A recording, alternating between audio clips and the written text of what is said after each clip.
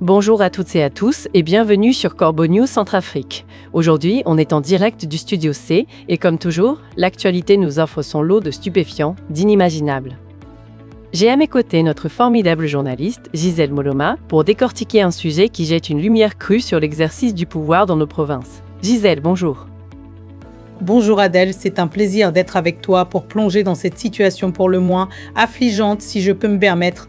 En effet, ce qui se déroule à Bozoum 2 est un véritable cas d'école de l'abus de pouvoir. Un abus de pouvoir, Gisèle ?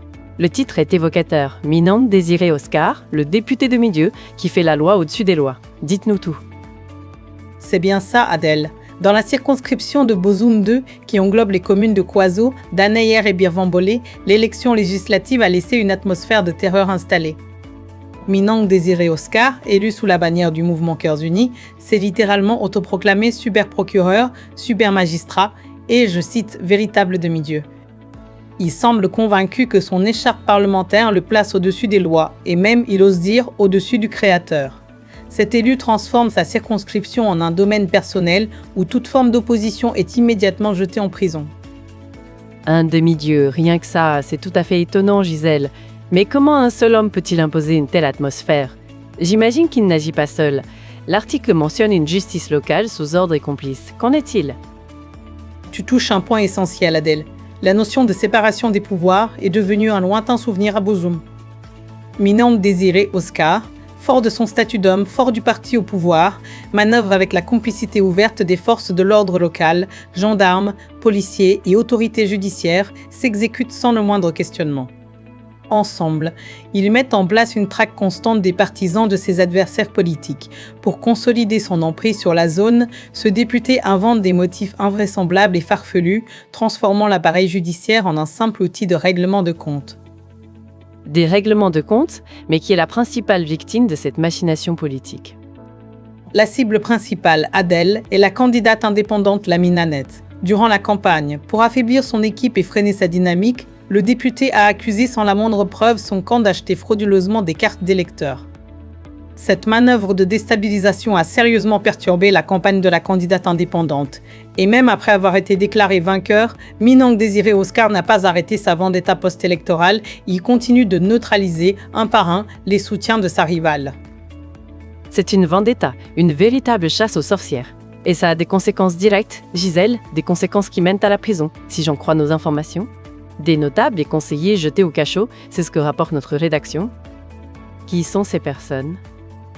C'est cela, Adèle. L'arbitraire a franchi un nouveau seuil avec l'arrestation de personnalités locales respectées.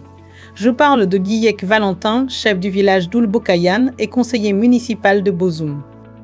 Cet élu local est actuellement incarcéré à Bozoum, sur la base d'accusations complètement inventées par le député de Bozoum 2. Et ce n'est pas tout, au total, au moins 4 militants de la candidate indépendante sont aujourd'hui arbitrairement détenus. 4 militants, un conseiller municipal, c'est consternant. Et la répression ne s'arrête pas aux élus et aux militants, elle touche aussi les cadres de l'équipe adverse, n'est-ce pas ? La chasse à l'homme contre l'enseignant Bornou Kevin, c'est ce que notre rédaction nous dit. Exactement, Adèle. La traque s'étend désormais au cadre de l'équipe de la candidate indépendante. Bornou Kevin, enseignant à l'école ECAT du village Bobanzoro, situé à Bikanian, PK 70 de Bozoum et PK 40 de Bouar, et ancien directeur de campagne de Lamine Annette, est directement visé. Après une première interpellation abusive, les forces à la solde du député cherchent activement à le remettre au fer. L'enseignant a été contraint de prendre la fuite pour échapper à cette répression implacable.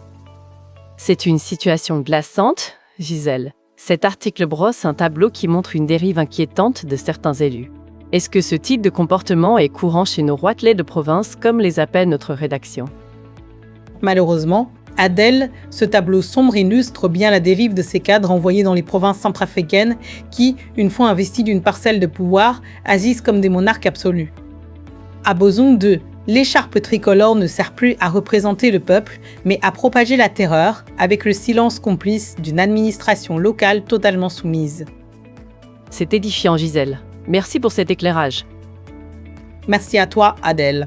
Pour nos auditeurs, cet article nous est parvenu de la rédaction de Corbeau News Centrafrique et a été rédigé par Julien Bambou. Nous restons à votre écoute sur WhatsApp au +20 36 60 72 27 37 07 ou par téléphone au même numéro. Merci de votre fidélité et à très vite.